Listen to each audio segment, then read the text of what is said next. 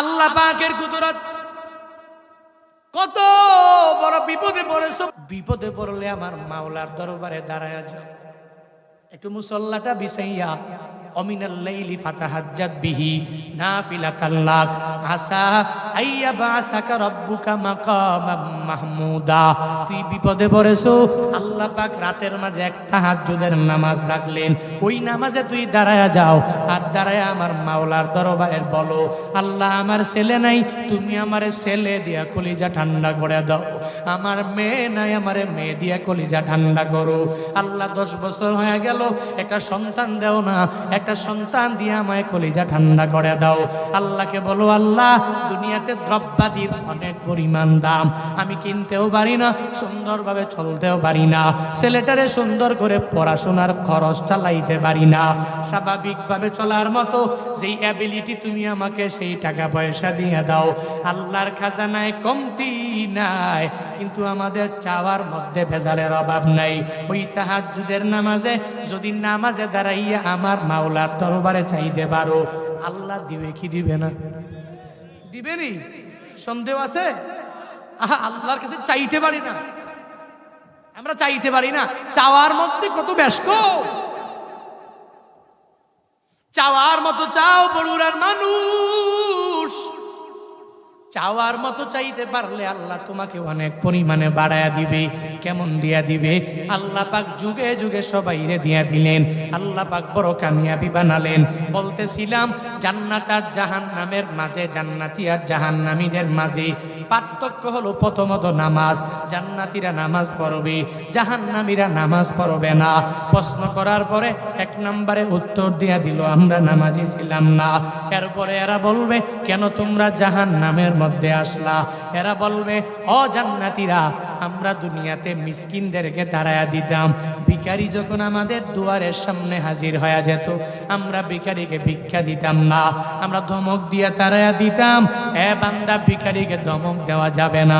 ভিখারি যদি দুয়ারের সামনে এসে হাজির হয় আর তোমাকে যদি বারবার বলে, এ বান্দা তুমি আমার একটা টাকা দাও না, এই টাকা নিয়ে নিয়ে আমি বাড়ি যাব, আমার সংসারটা কোনো রকম আমি চালাবো, ভিখারি যদি আইসা বলে একটা বারের জন্য ধমক দিয়া তারায়া দেওয়া যাবে না। জাহান্নামীদের দোষ হলো এরা ভিখারি এতিম মিসকিন দেখতে পারে না। আর জান্নাতীদের গুণ হলো এতিম দেখলে এতিমের পেছনে গিয়া দাঁড়ায়া যায়, মিসকিন দেখলে মিসকিনের পেছনে গিয়া দাঁড়ায়া যায়, কোনো অসহায় ব্যক্তি দেখলে ওই অসহায় ব্যক্তির পেছনে গিয়া দাঁড়ায়া যায়। এটা জান্নাতি ব্যক্তিদের গুণ। এবার আর দোষ কি কি বলে? জাহান্নামীদের আরো একটা দোষ হলো এরা অনেক পরিমাণে গীবত করে, অনেক পরিমাণে শিকায়াত করে। এই যে ওয়াজ মাহফিল, কালকেও দোকানের মধ্যে বসে বসে দেখবেন হুজুরেরা কি কিরকম বয়ান করলো, হুজুরে কয়টা বিয়া করলো, হুজুরে কি করে না করে, হুজুরের হাতিয়া কি পরিমাণ দিয়া দিল। শুধু হুজুরেরা নিয়ে চিন্তা, ইমামের নিয়ে চিন্তা, এলাকার সব মানুষ নিয়ে চিন্তা। দোকানের মধ্যে বসে বসে বসে বসে গীবত করবে, এরকম লোক আছে না? না। জাহান্নামীদের দোষ হলো ওরা গীবত করবে না, এরা গীবত করতে পারে না, এরা অন্যের দোষ নিয়ে ঘোরাঘুরিও করতে পারে না। এটা জাহান্নামীদের দোষ। জান্নাতীদের গুণ হলো ও গীবতের ধারে কাছেও যাবে না। হে বান্দারা, জান্নাতে যদি যেতে যাও তাহলে গীবতের ধারে কাছেও যাওয়া যাবে না। আর জাহান্নামীদের দোষ কি? এরা আখিরাতের লাইনে কোনো বিশ্বাসও করে না, আখিরাতের কোনো চিন্তা এদের মাঝে নাই। এজন্য এরা নামাজও পড়ে না, রোজাও রাখে না, আমলও করে না। এরা মনে করে আখিরাত বলতে কোনো জিনিস নাই, আল্লাহ বলতে কোনো আল্লাহ নাই, আখিরাতে যাওয়া লাগবে ওই in the day of judgement, ওইটা বলতে দুনিয়া কিছু হবে না। এই চিন্তা নিয়ে যারা জাহান্নামী এরা চলে, এই কারণে এরা জাহান্নামী হবে। জান্নাতি ব্যক্তিদের গুণ হলো এদের চিন্তা থাকবে আমার আল্লাহর দরবারে দাঁড়ানো লাগবে, নাকি লাগবে না? লাগবে নি? কি মনে হয় কি লাগবে নি? আল্লাহর দরবারে একদিন যাওয়া লাগবে, নাকি কেউ বাঁচবো যাই বলবো যে ধরেন 1 কোটি টাকার বান্ডেল একটা দিলাম, একটা চেক দিলাম, ব্যাংক থেকে উঠে আল্লাহ মাত্র আনছি, মাত্র ধরেন না, যদি ডান হাতে আল্লাহকে দিয়া দেই আর যদি কই যে আমার জান্নাত দিয়া দেন, হিসাব বেশি করার দরকার নাই। আল্লাহ কি এমন রব? হ্যাঁ, এটা তো আমগো আদালতে চলে, আমগো আদালতে চলে, মানুষের আদালতে চলে। মানুষের আদালতে টাকা পয়সার মাধ্যমে 7 খুনের খুনিও টাকার পেছনে অটোমেটিক মাফ হয়ে যায়। ওমা, এর মতো ভালো আর কেউ নাই, এলাকার কিছু লোক এর পিছে ঘুরে আর কয়েকই দেখছুনি, এর মতো ভালো হইতেই পারে না। অথচ গোপনে গোপনে রাতের বেলা জেনা করেছে, এলাকার সবাই জানে। একটা ব্যক্তি গরিব হওয়ার কারণে ওর ধন দৌলতের পাওয়ার বেশি, কিচ্ছু বলতে পারে না। মানে 7 খুন মাফ যদি থাকে টাকা, কিন্তু আল্লাহর দরবারে এই চেক চলে না, এই ব্যাংক চলে না, এই টাকা চলে না। আল্লাহর হিসাবের কাঠগড়ায় যেদিন দাঁড়াবে, আল্লাহ ওই দিন হবে। আলাইসাল্লাহু বিআহকামিল হাকিমিন, সূরা আত-তিন, লাস্ট নাম্বার আয়াত। আল্লাহ পাক বলেন, আমি আল্লাহ কি আহকামুল হাকিমিন নই? আমাকে সর্বোচ্চ লেভেলের আদেল পাবি। জাররা থেকে জাররা পরিমাণ গুনাহ করেছো পাবা, জাররা থেকে জাররা পরিমাণ ভালো কাজ করেছো ওইটাও পাবা। আমি আল্লাহর দরবারে সব কিছুই ঠিকঠাক আছে। তুই যতই কিছু করো, ডান বাম করার চেষ্টা করো, আমি আল্লাহর দরবারে একদিন আশা লাগবেই লাগবেই লাগবে। কিন্তু যারা জাহান্নামী, এদের দোষ হলো এরা চিন্তা করে কুন্না নুকাজ্জিবু বিয়াউমিদ্দিন। ওদিন জাহান্নামীরা বলবে, আমরা দুনিয়া থাকা অবস্থায় এই যে একটা আখিরাত হবে, এই চিন্তা আমাদের ছিল না, আমরা এগুলো মিথ্যা প্রতিপন্ন করতাম, যার কারণে আজ আমরা জাহান্নামী, তোমরা চলে গেলা জান্নাতে। হায় হায় কপাল পোড়ারা, জান্নাতে যাইতে হলে 4 গুণে গুণান্বিত হওয়া লাগবে। 4 গুণে গুণান্বিত হওয়া লাগবে কেমনে? 1 নম্বরে গুণ লাগবে কোনটা? নামাজ। কি লাগবে? লাগবে নামাজ, লাগবে না? হ্যাঁ লাগবে নি? নামাজ কায়েম করো, নামাজ কায়েম করো, সালাত কায়েম করো, সালাত কায়েম করো, হবে সম্মানী তুমি, হবে জান্নাতি তুমি, হবে সম্মানী তুমি, হবে জান্নাত। রব্বিয়াল আযীম। সালাত কায়েম করো, সালাত কায়েম করো, সালাত কায়েম করো, সালাত কায়েম করো, হবে সম্মানী তুমি, হবে জান্নাতি তুমি, হবে সম্মানী তুমি, হবে জান্নাতি তুমি। দেবে কাল হাসরে শীতল ছায়া আর সে আযীম। রব্বিয়াল আলা, রব্বিয়াল আযীম, রব্বিয়াল আলা, রব্বিয়াল আযীম, রব্বিয়াল আলা, রব্বিয়াল আযীম। মারহাবা। নামাজ কায়েম করলে সম্মানী করবে কে? দামি বানাবে কে? জান্নাতি ব্যক্তিদের গুণ হলো নামাজ পড়বে। এরা অন্যায় এদের দ্বারা সংগঠিত হবে। আমরা সবাই চলার পথে জান্নাতি ব্যক্তিদের গুণ, আমরা নামাজ পড়বো। জান্নাতি ব্যক্তিদের গুণ, আমরা রোজা রাখবো। জান্নাতি ব্যক্তিদের গুণ, আখিরাতের চিন্তা ভিতরে ঢুকানো, আমরা ওই চিন্তা নিয়ে চলবো। এজন্যই তো আবু বকর জান্নাতি, এজন্যই তো ওমর জান্নাতি, এজন্য তো ওসমান জান্নাতি, এজন্য তো হযরত আলী রাদিয়াল্লাহু তাআলা আনহুম এরা জান্নাতি। এজন্যই তো হানজালা, হায় হায় কত দামি, কত দামি হানজালা। আল্লাহর পক্ষ থেকে দুনিয়াতে কাউসারের পানি দ্বারা নিজেই সমাদৃত হয়ে গেলেন, এজন্যই দামি, এই জন্য দামি। হযরত বিলাল কালো কিরকম, কম না বেশি? হ্যাঁ, এরকম কালো বাংলাদেশে মনে হয় নাই। এত কালো, হাবাসীদের চাইতেও কালো, এত কালো। আহা, যদিও কালো কিন্তু রবের কাছে বড় দামি। রবের কাছে কে আবিয়াত, কে আসওয়াদ, পার্থক্য নাই। রবের কাছে কে লম্বা, কে বাইটা, পার্থক্য নাই। রবের কাছে কে আলেম, কে আওয়াম, পার্থক্য নাই। রবের কাছে সবাই সমান, সবাই সাওয়া সাওয়া, সবরা সমান। কিন্তু যাদের জান্নাতীদের গুণ যাদের ভেতরে আছে, এরা রবের কাছে দামি। জাহান্নামী ব্যক্তিদের দোষ যাদের ভেতরে আছে, এরা আল্লাহর কাছে দামি না। যেই হযরতে হানজালা অনেক পরিমাণ দামি হয়ে গেলেন। কি পরিমাণ দামি! হানজালা নিজের তাজা রক্তগুলো জমিনের মধ্যে বিলীন করে দিলেন, আল্লাহর কাছে দামি হয়ে গেলেন। আমার নবীর দরবারেও কি পরিমাণ সমাদৃত হয়ে গেলেন। নবী হানজালার জন্য নিজেই দোয়া করেছেন। আল্লাহর দরবারে হানজালার ব্যাপারে নবী দোয়া করলেন, হানজালা আমার আল্লাহর কাছ থেকে কাউসারের পানি দ্বারা দুনিয়াতে সমাদৃত হয়ে গেলেন। কেন দামি হইলেন? কারণ এরা জান্নাতি ব্যক্তিদের গুণ নিয়ে এরা চলাফেরা করে, আমার নবীর প্রেম নিয়ে চলে, নবীর সুন্নতের উপরে আমল করে, আবার তাজা রক্তগুলো জমিনের মধ্যে বিলীন করে দেয়। এমন কোন লোক নাই যেই হানজালার কাহিনীর ব্যাপারে জানো না। হানজালা উহুদের ময়দানে নবী যাওয়ার জন্য বারণ করলেন, নবী রুখসত দিয়া দিলেন, হানজালা আজকে জিহাদের ময়দানে তোমার যাওয়া লাগবে না, যাও যাও ও হানজালা, আজকে বাসর রাত উদযাপন করো, ওই ঘরের মধ্যে তুমি যে আনন্দ করবা, উহুদের ময়দানে তোমার আশা লাগবে না। হানজালা চলে গেলেন। নবীর অনুমতি পাইয়া বাসর রাত উদযাপন করার পরে গোসলের জন্য যখন রওনা, যাওয়ার পথে গোসল শুরু করে নাই, হঠাৎ করে কে যেন মদিনার অলিগলিতে আওয়াজ দেয়, কুতিলা মুহাম্মদ, আমার নবী নাই। এই কথা শুনে তো নবীর সাহাবী পাগল বাড়া হয়ে যায়, নবী যেহেতু নাই আমি কার জন্য গোসল করব, এই চিন্তা নিয়ে হানজালা দৌড়াইয়া যায়, গোসল করে নাই, দৌড়াইয়া বিবির কাছে যায়, বলে ও বিবি আমার তরবারিটা দাও। বলে তুমি গোসলের জন্য গেলা কেন, তরবারি খুঁজো, তরবারি কেন লাগবে? বলে বিবি গো আমাকে তরবারি দাও, এই এলাকায় নবী নাই, আমি যেই এলাকায় গোসল করার জন্য পাগল বাড়া, ওই এলাকায় যদি আমার পয়গম্বররা বিদায় করে দেওয়া হয়, আমার নবী থাকবে না, আমি এই জায়গায় গোসল করব, এটা মানতে পারি না, তরবারি দাও, তরবারি নিয়ে আমি চলে যাব। উহুদের ময়দানে যায় আমার নবীরে যারা দুনিয়া থেকে বিদায় করে দিয়ে দিল, আমি এদের বিরুদ্ধে জিহাদ করে নিজের তাজা রক্তগুলো বিলীন করে দিব। স্ত্রী ডেকে বলে, ও স্বামী আমার, আপনার পুরা বডিটা হয়ে গেল নাপাক, এই নাপাক বডি নিয়ে কেমনে যাবেন? ও স্বামী গো, ওই জিহাদের ময়দানে যান, তবে গোসল করে যাওয়া লাগবে।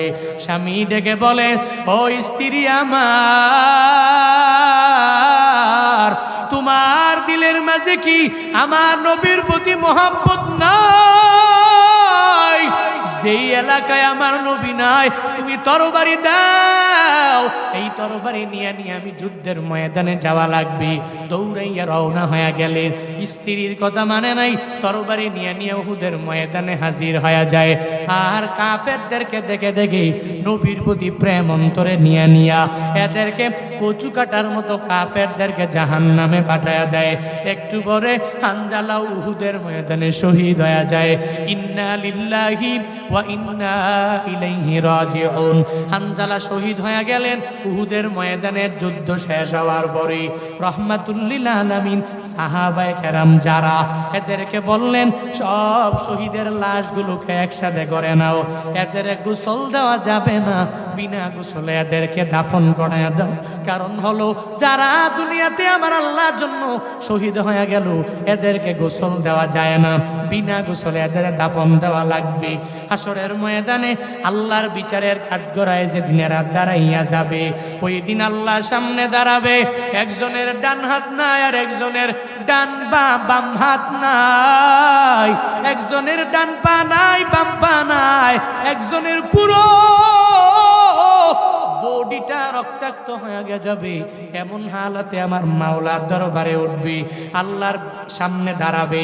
আল্লাহ ওই দিন বলবে, হে বান্দা তোমার হাত কই, তোমার পা কই, তোমার বডি রক্তাক্ত কেন? এর দিন আমার আল্লাহকে বলবে, আল্লাহ দুনিয়াতে তোমার ধর্ম কায়েম করতে যাইয়া নবীর প্রেম অন্তরে নিয়ে নিজের তাজা রক্তগুলো জমিনের মধ্যে বিলীন করে দিলাম, আমাদেরকে গোসল দেওয়া হয় নাই, বিনা গোসলে দাফন দেওয়া হয়েছে। আজকে রক্তাক্ত হালাতে আল্লাহ তোমার দরওয়াজায় হাজির হয়ে গেলাম। নবী সবাইকে আদেশ দেওয়ার পরে একটু পরে একটা মহিলা পর্দা সহকারে দৌড়াইয়া নবীর দরবারে হাজির হয়ে যায়। আয়েশা বলে, ও পয়গম্বর,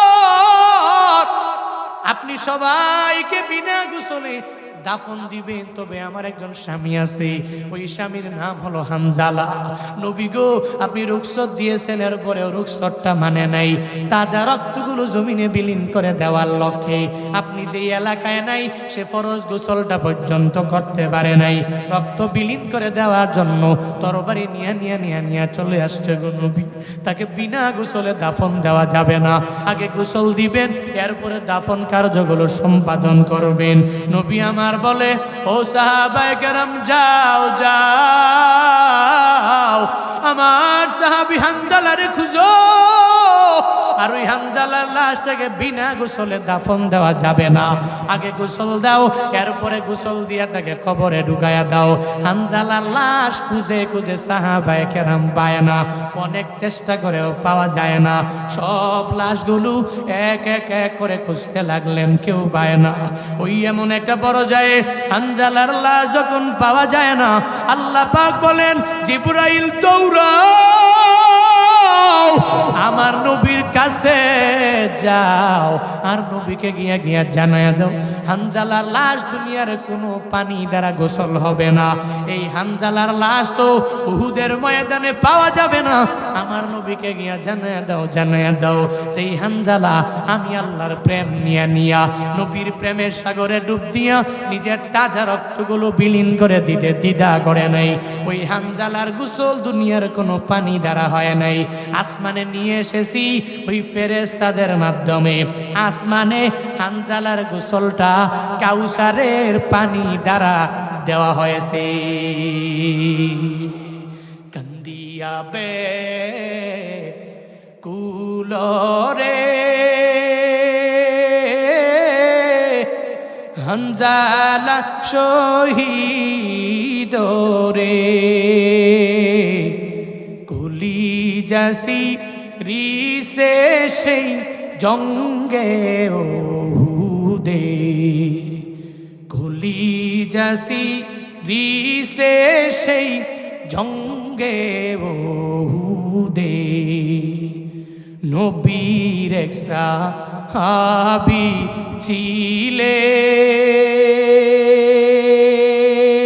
ছিলেন হানজালা নামেতে,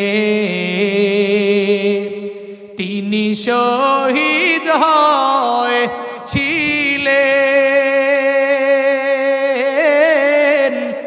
বিবাহের রাত্রিতে গিয়ে জঙ্গে ওহুদে।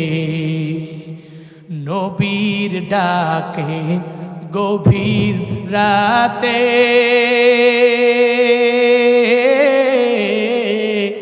কহেন বিবির তরে,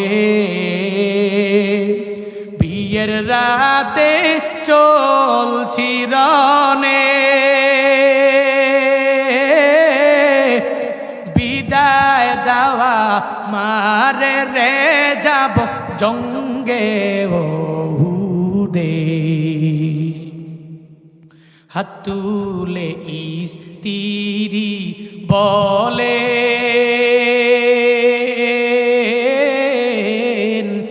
মাওলানি দরবারে, বিয়ের রাতে নবস্বামী ছবিলাম তো মারে রে সেই জঙ্গে ওহুদে। যুদ্ধে গেলে শহীদ হইলে না পাক হালাতে, নবী জেনে সাহাবাদের গোসল দিতে বলে রে সেই জঙ্গে ওহুদে। উম্মি গাইবি আওয়াজ নবীজি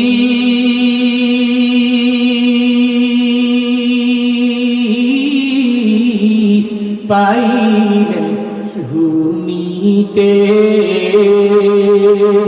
হানজালার গোসল হয়েছে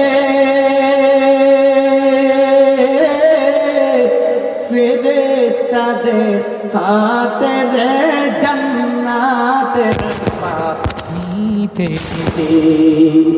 কান্দিয়া বে কুলরে হানজালা শহীদরে কলি জাসি রিসে সেই জঙ্গে ওহুদে কলি জাসি রিসে সেই জঙ্গে ওহুদে কলি জাসি রিসে সেই জঙ্গে ওহুদে।